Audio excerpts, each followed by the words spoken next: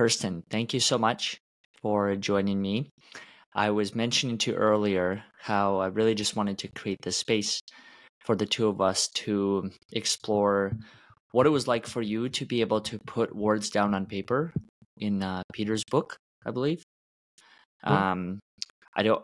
It was really interesting to be able to do this because I realized that as I was doing it, a lot of people would reach back out and kind of share little bits and pieces of their relationship with him. And some, I guess, have known him for as long as 30, 40 years. And then others as short as 1 year or a couple years. And I realized in that how much of an impact one individual can have in the lives of many others. And so the next kind of logical thing that made sense to me was to have conversations with people who contribute to these books, to learn from them and understand, was it challenging to be able to express your thoughts? Do you already kind of have this as part of your daily practice? The whole component of gratitude and appreciation. And what was that whole experience like to begin with when I had reached out to you? And because I think Kelly was the one that helped gather a lot of the context of people to reach out to. What was it like when I had reached out to you to actually put those words down on paper for Peter? Hmm. Well, it was a really sweet experience. One of the things that those kinds of experience, and I put this in quotation marks, forces, is to drop down and get quiet. I mean, yeah, you can write something from the head, but that is felt, right? That shallowness of that can be felt in the words. And so what was really important for me is that I literally sat there with my eyes closed before I wrote anything. I just dropped down into my body and just allowed myself to experience Peter. And in all transparency, I have not met Peter in person. I have only met him via Zoom, via the virtual world. But again, we can feel each other. Yes, is it better to be in person in, giving hugs and and actually feeling each other that way?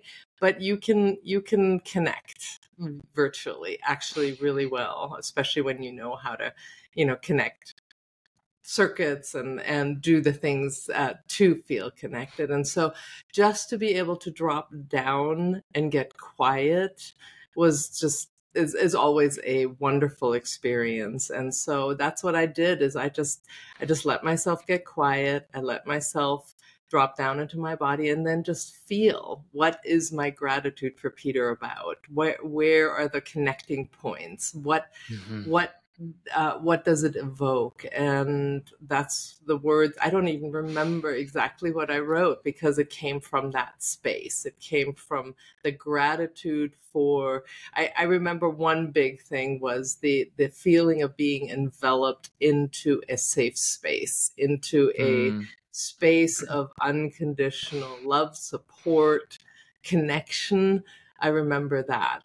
And so that's what poured from me from that quiet space. I think that's one of the things he does exceptionally well, is creating that space. So I'll fill in my own blanks as far as how my path crossed with him. So I had moved to Austin 6 to 7 years ago. And I remember, I'm sure you might be able to relate, you know that feeling when you move into a new city and there's that excitement, but then there's also that part of you is like, what did I just do? I don't know anybody. And yes. I don't know anybody. What do I do? How do I find people? And I remember being introduced to this group called Friends of Peter in Austin through another friend of mine named Jeffrey Outlaw.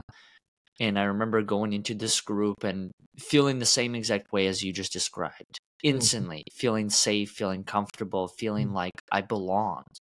Yeah. And it was so true, not only from the energy that he gave off to me and other people, but also all of the other people that were part of that space, which I think it's been an interesting journey to describe what is that space.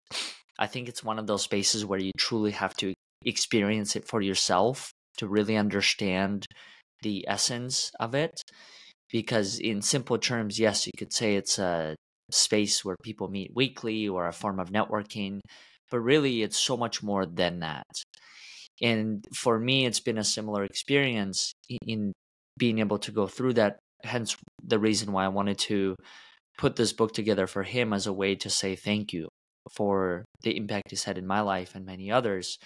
And I was curious, as you were sharing your story, do you express gratitude like this to other people in your life? When I'm present, yes. Mm-hmm. I think that really is I couldn't say, oh yeah, all the time. I couldn't say that because I still, fall asleep, Sure. again, in quotation marks, and I get busy and I get stressed and I get overwhelmed. But when I'm present and I can be in my space, then I get to feel the gratitude. And yes, I love to express it. I love to express it. And really, part of gratitude is allowing people to feel seen, Mm, and heard, right? And truly seen and heard. We just finished a 3-day event called the Regenerate Studio Convergence. We did this down in Colorado Springs. And one of the final um, exercises that we did is we had every single person go into the center of the room, of the circle, and then for 20 seconds, all they were allowed was to receive our love, our gratitude, our, how we experience them. And people walk out with tears, right? yes. Because so often people don't feel seen, especially the ones that don't speak up so easily in a group like Yes. that, and such. And to be in the center of the circle and hear from all directions all this gratitude and love coming at them, it's a powerful moment. It's a really wonderful way to close an event. And so we just did that, right? But you have to be present to that person and see how they're showing up, how they're choosing to show up, and celebrate that with them. Do you think to some degree we're all seeking that feeling, that Well, knowing, the desire to be seen? I think we're seeking it because we don't know how to be truly present with each other. We don't Mm-hmm. know how to give pure attention, right? How often do we talk with somebody and you're already in your head thinking about the next thing you're going to say and the next thing you're going to say, right? We're not Yes. present with each other. And, so one of the things that I teach is called the 13 life principles, but it speaks to the fact that it is it produces a master hormone. When you're in gratitude and true gratitude and appreciation, it produces a master hormone in your body. We're calling it grace, right? And it's the precursor to all the other feel good, dopamine, endorphins.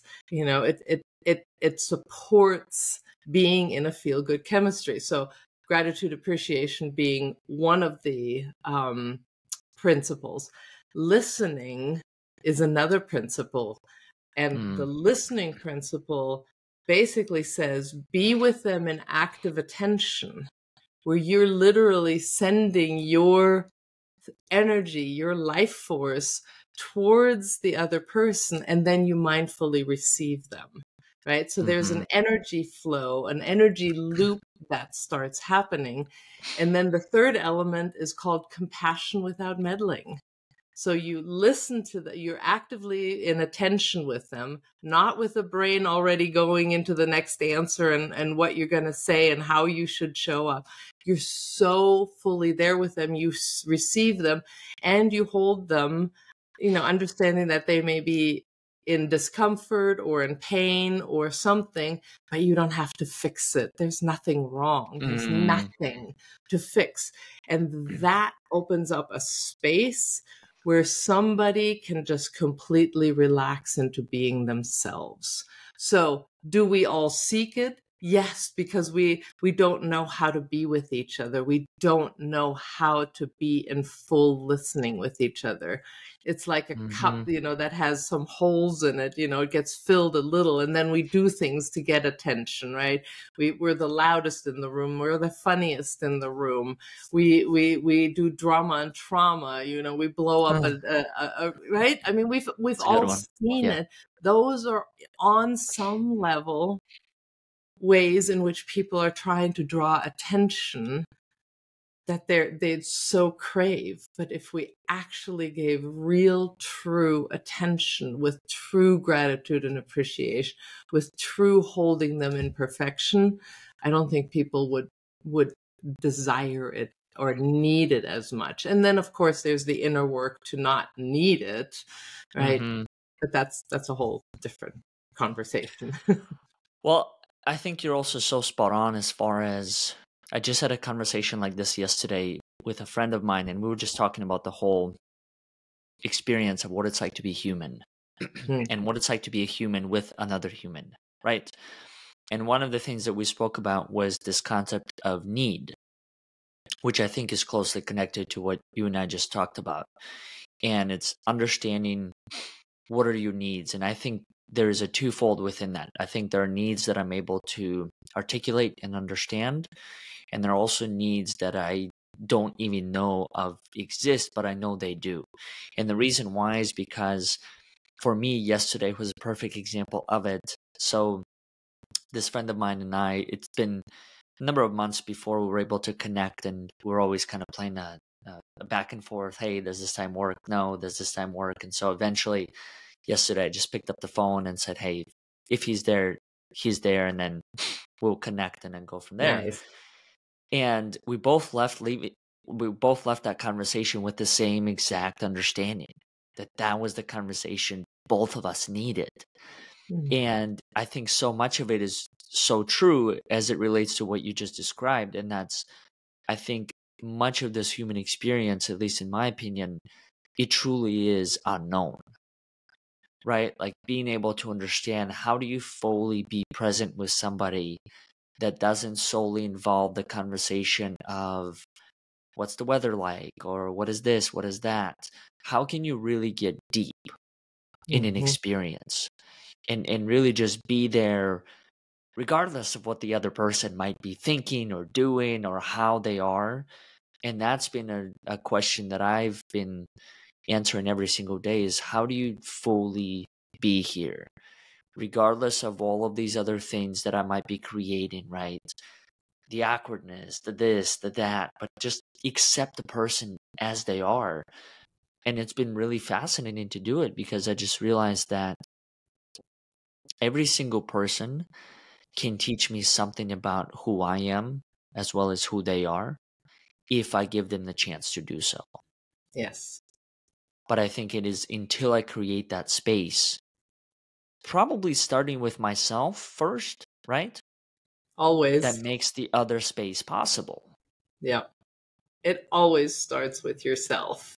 I mean, if you think about, you know, how you maybe used to enter into conversations, there was all the brain chatter about how you should show up, right? Or Yes.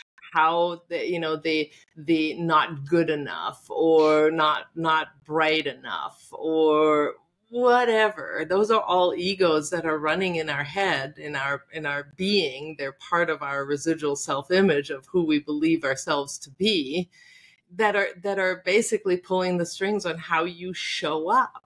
And the Yes. more you can be aware of those emotional reactions, that the not good enough, the not worthy, the you know, getting irritated, the you know, the conditional side of things, right?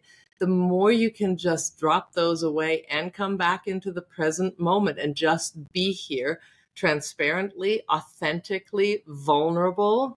You know, we shy away from being vulnerable so much, but vulnerable is the best way to connect.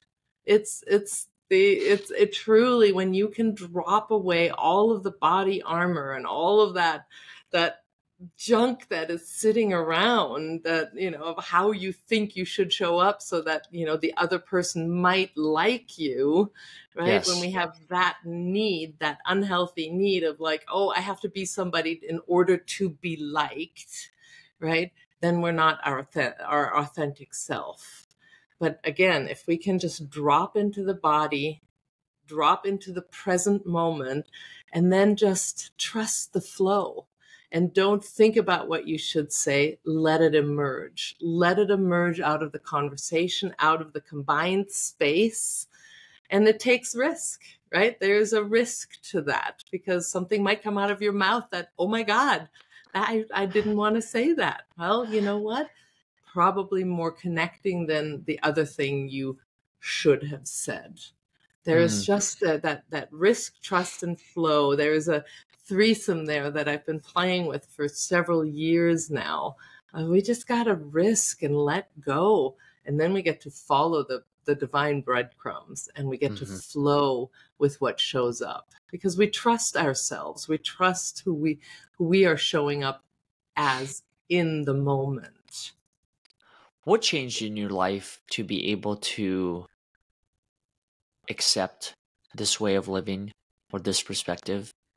Hmm. What triggered it?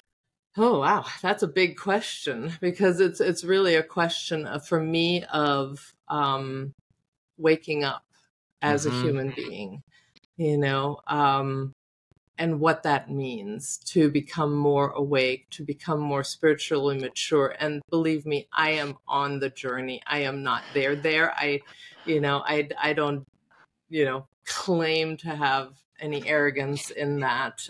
I understand the human journey is one of going from mostly asleep, which most of us are, to, what it means to wake up 100%. And then beyond that, there are, awake, aware, conscious, intelligent. So there's a journey that we are getting to choose, but we have to choose it. And so I've been a spiritual seeker most of my adult life. There Mm-hmm. was one moment I remember. I had moved from Germany in 1987, I believe it was 1987.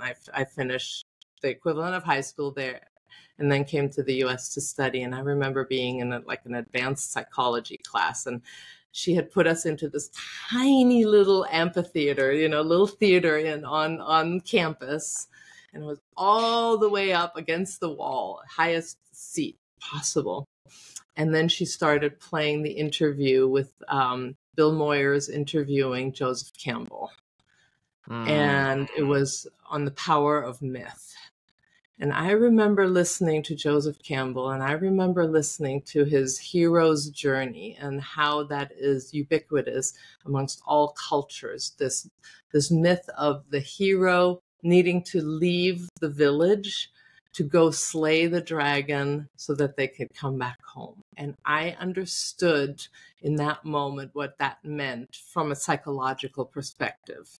Mm-hmm. The dragons that are inside of us, the egos that are running the show, the contractions, the fear, the stress, the things that make us not be fully authentic, right? And I could feel those in my body, and I knew there was a journey to be had just to slay those. So I would say that was really the beginning of my conscious spiritual journey, right? And then I dabbled and, tried this and that, and nothing really, really landed.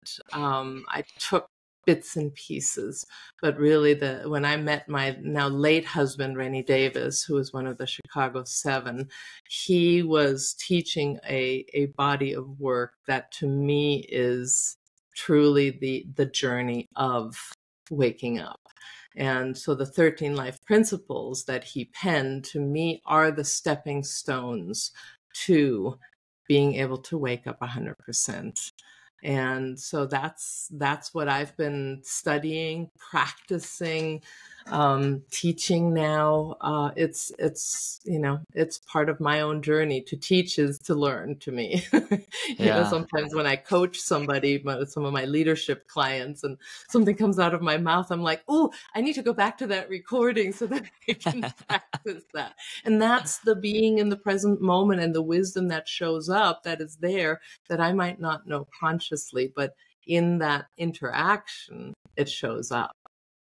Well, I think also to your point, a friend of mine had shared this with me however many months or years ago. He said, we teach others what we need to learn ourselves. And I think Absolutely. it's so true, even to what you just described, because there's so many moments in life where I think that the roles are interchangeable, right? There's the role where you could be a teacher, but then there's simultaneously a role where you're a student at the same Yeah. time. And I Yeah. think that's what makes life for me really beautiful and interesting, because every moment creates those opportunities. Every Yes. moment creates those opportunities to be one or the other, and to learn or to give and to accept. And I think for me, it's very similar to what you just described, as far as being able to recognize the different dragons within my own life and almost face them head on in order to be able to get to this deeper layer. And I also really like the concept that you mentioned, that even though you and I and many others are on this journey, there is no ultimate know-it-all mastery to it, right? There's no there It's there. it's an onion, and you just gotta keep peeling one layer after another. And I found the same exact thing. I think in any moment, whenever I believe I know everything, it's something that I have to remind myself that maybe I actually know nothing about this just yet. Right. Like, let's do a little math here. Let's say, Yeah, you're 10% awake, right? sure. And you have an experience that takes you to 20% awake for a moment. Will that feel like enlightenment? Will that Yeah. feel like you now have it? Of course it does. You're 100% Yes. more awake than you were before, but you're still only 20% awake. So it's what's been really important for me is when I'll have those peak moments in a meditation, getting quiet, expanding and all that. I always find there is that peak, and then I settle maybe into a higher baseline, but I Yes. settle back into a baseline, because the patterns that we're unraveling, they're lifetimes of patterns, of egos, of control mechanisms, right? I mean, this is not just, this lifetime, and we're unraveling so much. And so to me, spiritual humility is one of the Uh, most important stances to have, states of being to have on this journey, and I cringe when people claim to have been enlightened, or, they're close to ascension, or anything. It's like, you might have had a wonderful experience, but we're I like to use this phrase, we're infinite beings in diapers, is what we yes. are, right? I mean, we're in diapers and we constantly fall on our bums as we're trying to start walking. And that's okay. There's nothing wrong with that. We don't have to be, the most incredible species in the universe, or the most enlightened or whatever. It's a journey. We're a Uh-huh. young species, and the fact that we're actually waking up is the miracle. And that's what we get to celebrate at this point, is that we're actually waking up. What an amazing, incredible thing. What is your understanding of life? How do you understand how life works? And I know I know it's a loaded question, and I'm not necessarily seeking any sort of concrete answer. So anyone that's going to listen to this and going to say, "Oh, if as long as I do this, I'll be okay." But how do you understand it? So I and I'll give you kind of my own personal example. I understand life through the perspective that there's energy, there are vibrations, right, that we exchange. The whole concept of manifestation, I'm not really sure. I don't know what components of it work. I believe in having an intention. I believe in taking action. I think what I've come to understand is action is the universal language, so to speak. At least that's what my life has taught me.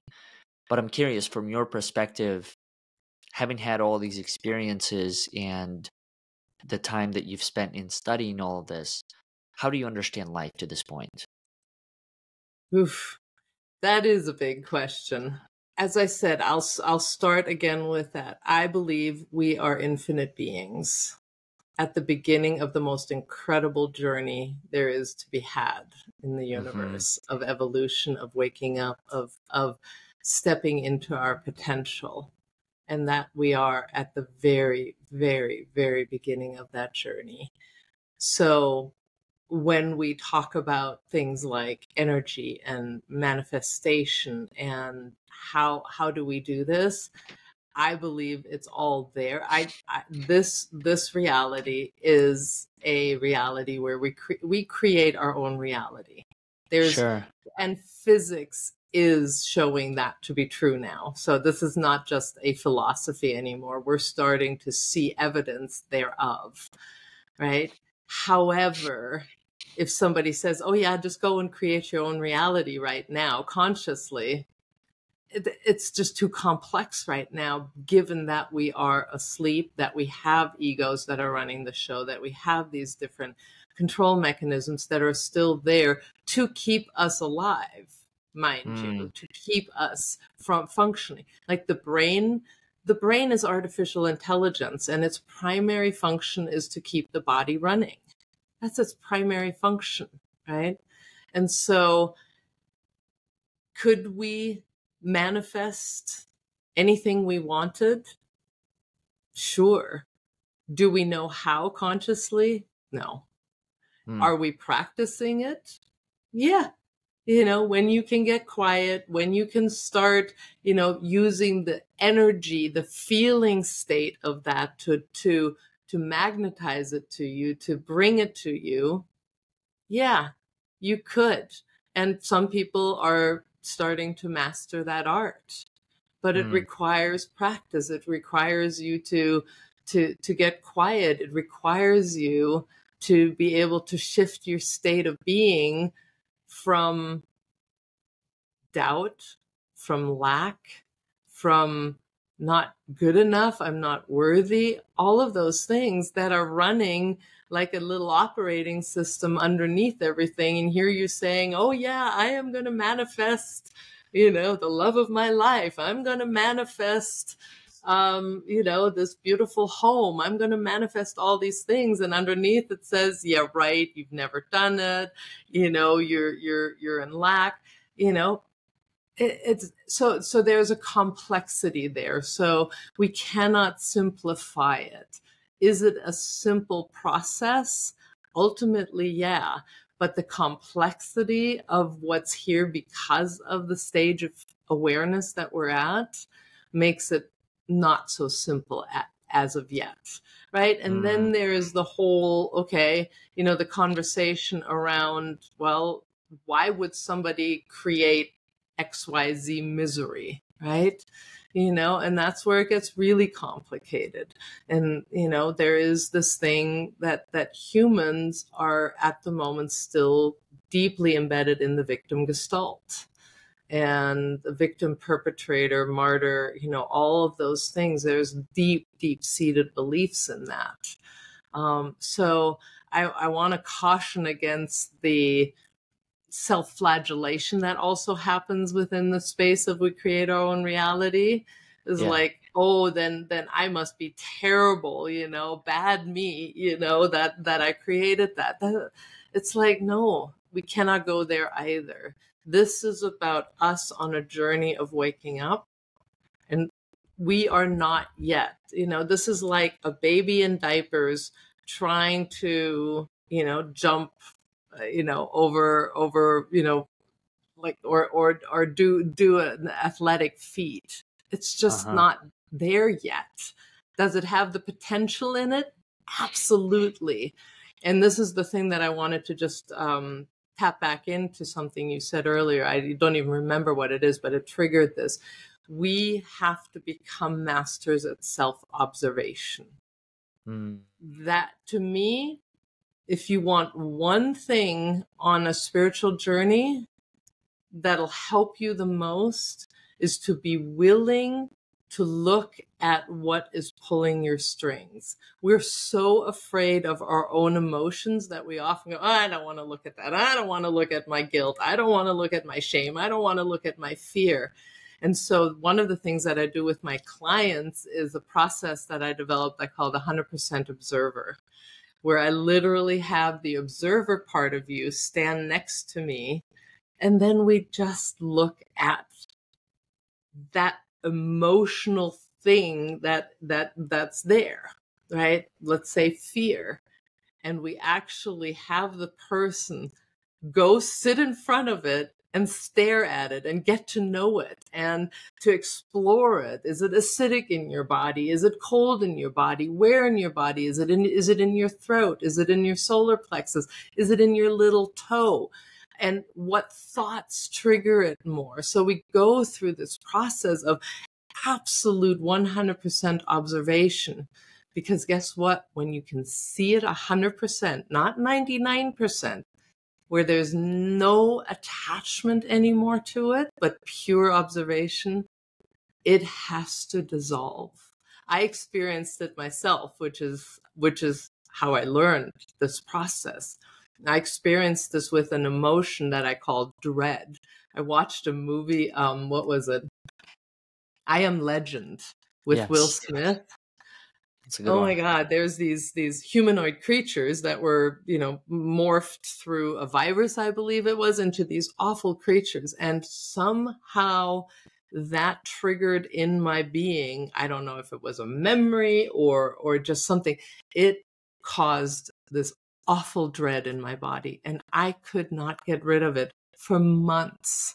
For months, every time I thought about the movie, the dread was back there and it sat in my solar plexus and finally, I remember Rennie and we were on an RV trip and I was laying in bed an afternoon, just resting. And I'm like, enough. I'm done with this. And I didn't do this like, okay, I'm going to do this process. I'm like, I am going to see this thing for what it is. And I popped out, like that observer. And okay, bring it on. And I kept conjuring up the movie's images. I kept conjuring it up and my dread kept going up and up and up and up.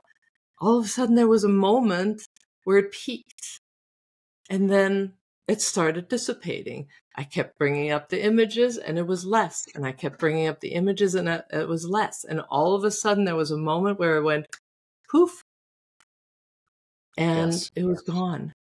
The entire construct of that ego of dread, I had seen it so clearly, and I had followed it in my body, it was sitting in my solar plexus and it was acidic, but there were these tentacles that went down into my legs that caused them to feel heavy. And I mean, that kind of observation. But the moment that poof happened, it was gone. And I've never had it back. And I'm like, okay, there's something to observation, true 100% observation, where you have nothing in that emotion except to see it. And it was powerful. So that's how I developed that process. And it's been incredible. Well, it's also such an interesting experience because I've had similar realizations, and it's almost hard to describe, right? Because it's for me, it's been like an out of body experience. Like there's a part of you that is you, but in that moment, it's detached from you, and you're able to see situations from a completely different lens. And it's I remember one of the first times experiencing this, and I was just like, what is going on right now? It literally was an out of body experience in being able to see that. But I think over time, the more that I allowed it to come back and the more that I chose to tune into it and learn from it, I started to realize the same exact thing, that I think so much of life is, in my opinion, being able to recognize patterns. I think that's what really most of it ever is, or just pattern recognition. And then the other component, which I'm really glad that you mentioned, and it's choice. Yes. For me, there was a similar moment within my own life where I felt that enough was enough. And it's happened multiple times with different things. And that's where I think there was a time when I didn't really believe in this mindset, because that's really what it is. It's a mindset, and it's an approach, it's a lifestyle, and recognizing that there is a moment where that happens, where it literally does become crystal clear. And I wonder if part of that has to do due to the silence that I was able to experience, which was another thing I was going to ask you, and that's, what have you discovered through your own silence in your life? I have a friend of mine who I think has been practicing this for, I'm not sure, 30, 40 years, maybe longer than that. And he's been saying the same exact thing every single time we have a conversation. Get silent, and the more you do it, then increase the time. So 5 to 10 minutes to 15 to, I think he's probably doing an hour, maybe over an hour every single day. And I found the same exact thing, that through that experience, there's a tremendous amount of clarity that comes. And it's almost like you it's hard to describe, but you come back a different person with a completely different perspective, all due to just sitting down and allowing these thoughts and whatever else to flow through. And not sure what happens in there, but something happens. Something happens during that time. Your brain gets quiet is what happens. Mm-hmm. The chatter of the brain stops. The brain, all it can do is narrate and comment. And what happens when the brain gets quiet, you access let's call it the mind, the knowingness, your wisdom. That's what you start accessing, but you can't access that when your brain is chattering. We True. think that we ought to think things through. Thinking things through is not going to give you the answer. May I tell you a little story about that? Sure, of course. The first time that I experienced the power of silence in helping make decisions. So this was probably about 2002. I had been married to my ex-husband for about 6.5 years or so. We had a company together, an ergonomic chair manufacturing company, and an ergonomic store in Northern California. And the business was going fairly well, but I was miserable. I was not happy in the marriage. I had started getting migraines every 2 weeks, 3 days straight, hanging over the toilet, throwing up. I mean, I was not doing well, to the degree that my friend and coworker pulled me aside and said, "You can't keep doing this. You're losing life force." And it was true. I was on a decline, life force decline. And who knows where that would have led. And so I had a mentor during that time, just such a character of a human being. I mean, I loved him. He, white beard, hat with beads around it, pipe, black trench coat, purple silk shirt, the big belt buckle, cowboy boots, I mean, he was a character, right? And he basically said, "Let's go do a desert vision quest." Never done a vision quest, never done anything like it, never fasted before. I was like, at this point, I was probably late 20s, right? And so, okay, desert vision quest it is, didn't know what to expect. I was like, okay, at least I'll have time during those 3 days to think through, should I stay? Should I go? Right? Do my list. I'll have time finally. That's how I went into it, right? And so we meet in San Diego, drive east, middle of absolutely nowhere. I mean, desert, just, we were in these little canyon lands where, water had carved these tiny little canyons. and barely a shrub to be had, right? I mean, this is where we were at, right? You were allowed in a 10-foot circle, just water, no food. The only reason to exit it was to go to the bathroom.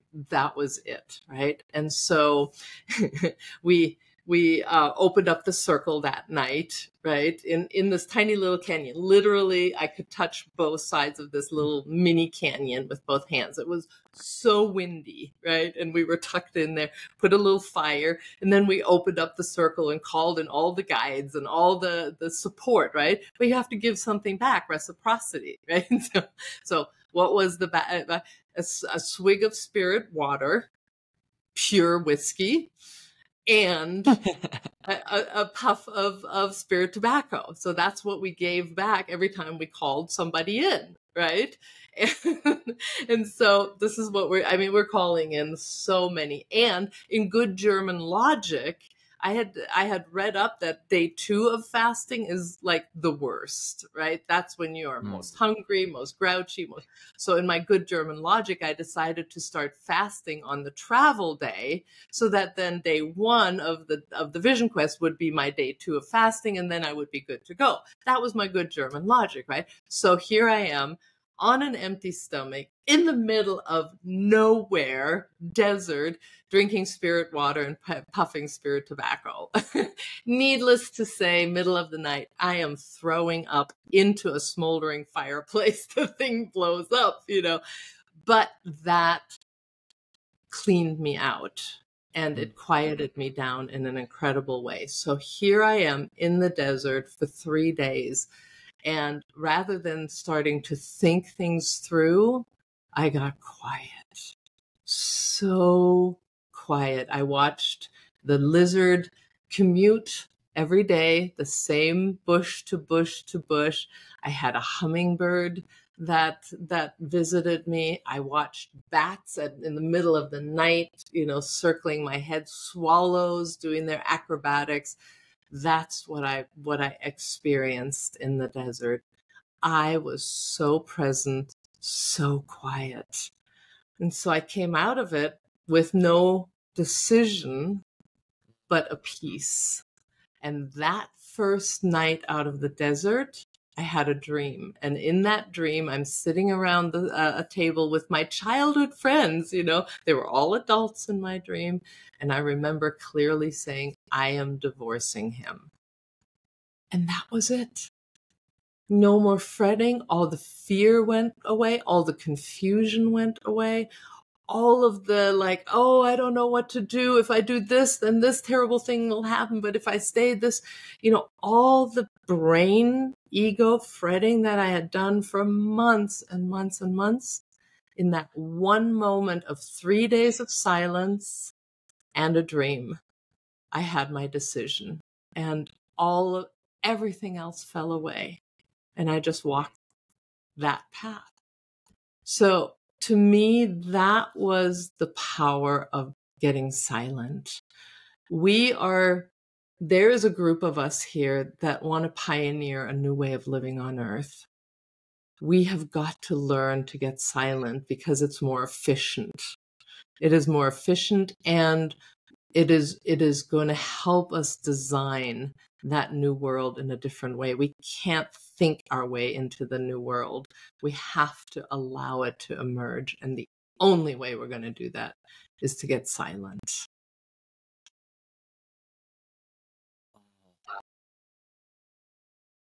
That is an experience.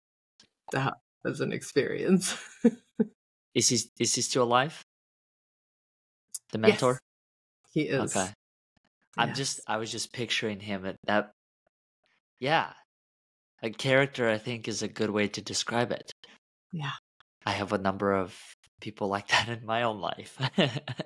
They are so precious.